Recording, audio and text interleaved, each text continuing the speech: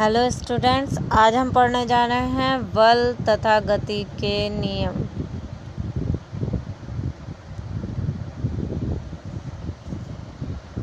बल क्या होता है? हम लोग देखते हैं कि अगर कोई किताब है तो वो मेज पर ही रखी रहेगी जब तक उसे वहाँ से नहीं हटाया जाए या जो है उसे धक्का नहीं दिया जाए।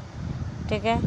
और मतलब कोई भी जितनी भी हम वस्तुएं हैं, अगर कोई चल रही है तो वो चलती हुई अवस्था में रहेगी अगर उसमें ब्रेक नहीं लगाए जाए। ठीक है ना। तो वो जो ब्रेक लगाते हैं हम लोग गाड़ी वगैरह में, या वो जो हम धक्का लगाते हैं, वो क्या कहलाता है? बल कहलाता है। ठीक है। तो क्या है? बल व धकेल या बल व धकेल या खिंचाव है। ठीक है। जो किसी वस्तु अथवा गति अवस्था में परिवर्तन करने के लिए आवश्यक होता है। ठीक है। बल में दिशा व परिमाण दोनों होते हैं, दिशा भी होती है और परिमाण भी होती है, इसलिए ये क्या है? एक सदिश राशि है। ठीक है। इसका SI मात्रक किलोग्राम मीटर प्रति सेकंड स्क्वायर तात न्यूटन होता है। ठीक है। CGS में इसका मात्रक डाइन होता है। तात बल वह धकेल या खिंचाव है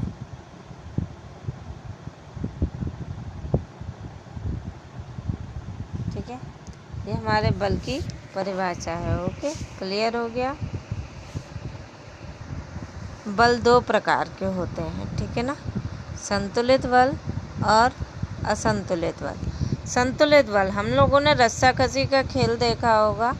ठीक है।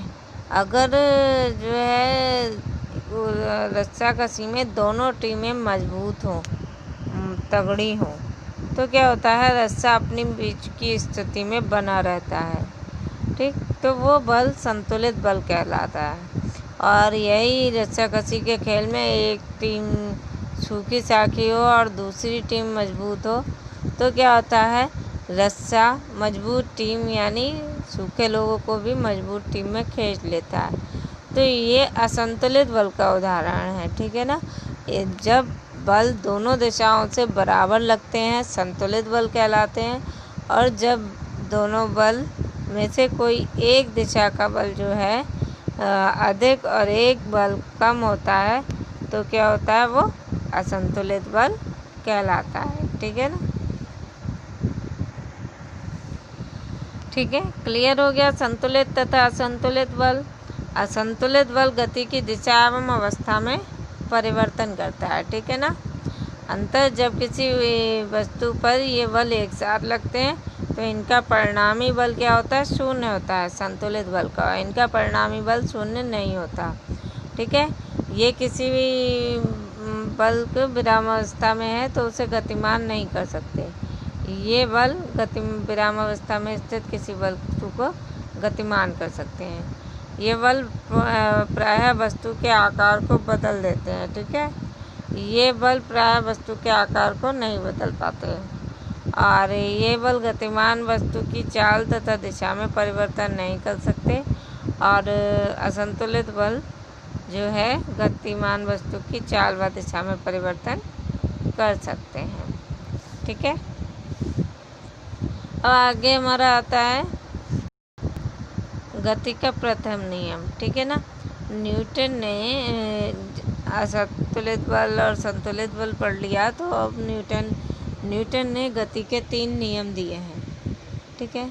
गति करने के लिए 3 नियम दिए हैं। पहला नियम है हमारा जड़त्व का नियम। ठीक है। क्या है हमारा गति का प्रथम नियम? यानी जड़त्व का नियम। ठीक है। तो गति का प्रथम नियम, जड़त्व का नियम क्या होता है कि यदि कोई विराम अवस्था में वस्तु है तो वह तब तक विराम अवस्था में बनी रहेगी जब तक उस पर कोई बाह्य बल आरोपित ना किया जाए। ठीक है। और यदि कोई गतिमान अवस्था में वस्तु है तो वह तब तक गतिमान अवस्था में रहेगी जब तक उस पर कोई बल आरोपित करके रोक ना लिया जाए। ठीक है, इसे हम जड़त्व का नियम कहते हैं, प्रथम नियम को, और गैलीलियो का नियम भी कहते हैं। ठीक है, और उदाहरण के लिए यदि कोई पुस्तक मेज पर रखी है तो वह तब तक रखी रहेगी जब तक कोई उसे मेज पे से खिसका ना दे, धक्का ना दे, उठा ना ले। ठीक है, उसे तब तक वो वैसी की वैसी बनी रहेगी। क्लियर हो गया। जड़त्व, जड़त्व होता क्या है? जड़त्व वस्तु का वह गुण होता है जिससे वो अपनी विरामावस्था और गति अवस्था बदलने का विरोध करता है। ठीक है, तो एक समान गति की अवस्था में है तो वो गति की अवस्था में रहना चाहेगा और रुकने के परिवर्तन का विरोध करेगा। ठीक है, इस गुण को हम जड़त्व कहते हैं। किसी पिंड का द्रव्यमान उसके जड़त्व की ही माप होता है। ठीक है, यानी जड़त्व और द्रव्यमान एक समान होते हैं। तो जड़त्व दो प्रकार का होता है, विराम अवस्था का जड़त्व, और वो तीन अवस्थाओं में तीन प्रकार का होता है, विराम का जड़त्व, गति का जड़त्व और दिशा का जड़त्व। ठीक है,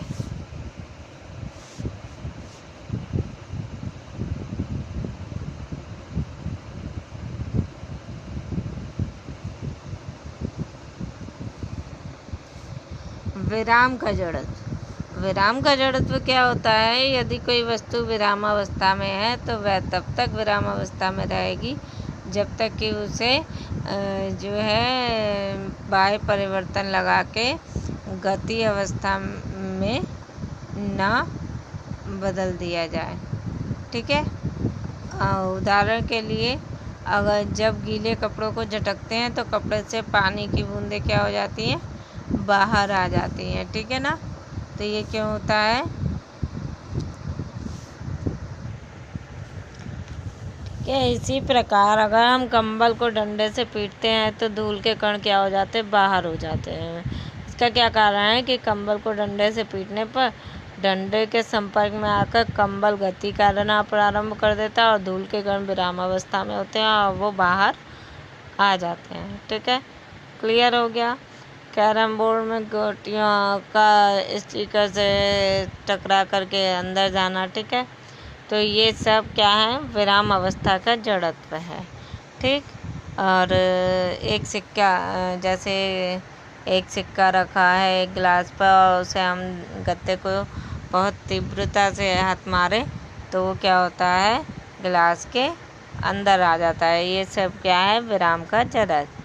अब गति का जड़त्व की बात करते हैं। गति का जड़त्व वस्तु का वह गुण जिसके कारण वह अपनी एक समान गति की अवस्था में होने के परिवर्तन का विरोध करता है, गति का जड़त्व कहलाता है। ठीक है ना, गति के जड़त्व के उदाहरण, चलती हुई गाड़ी में से एकदम से रुकने पर गाड़ी में बैठा व्यक्ति क्या होता है? आगे की ओर झुक जाते हैं। ठीक है ना, ये गति का जड़त्व है। चलती गाड़ी से अचानक उतर जाने पर यात्री क्या होता है?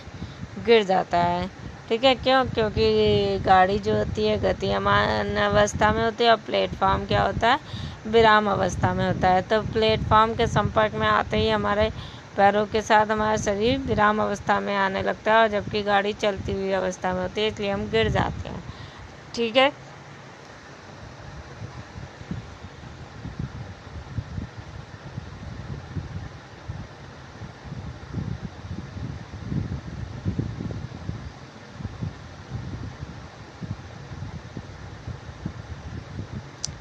इसके बाद हमारा आता है दिशा का जड़त्व।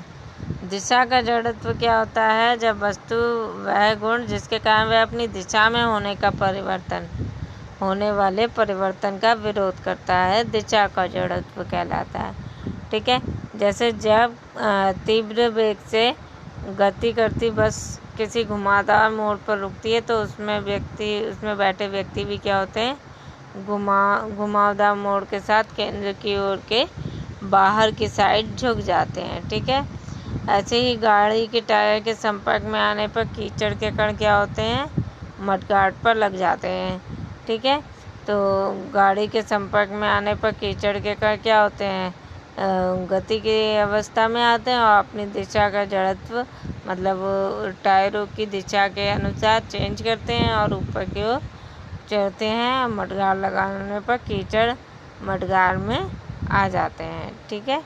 और गाड़ी जो है मतलब कीचड़ से, कणों से बच जाती है, ठीक है। ऐसे जड़त्व तथा द्रव्यमान। तो जड़त्व तथा द्रव्यमान क्या है?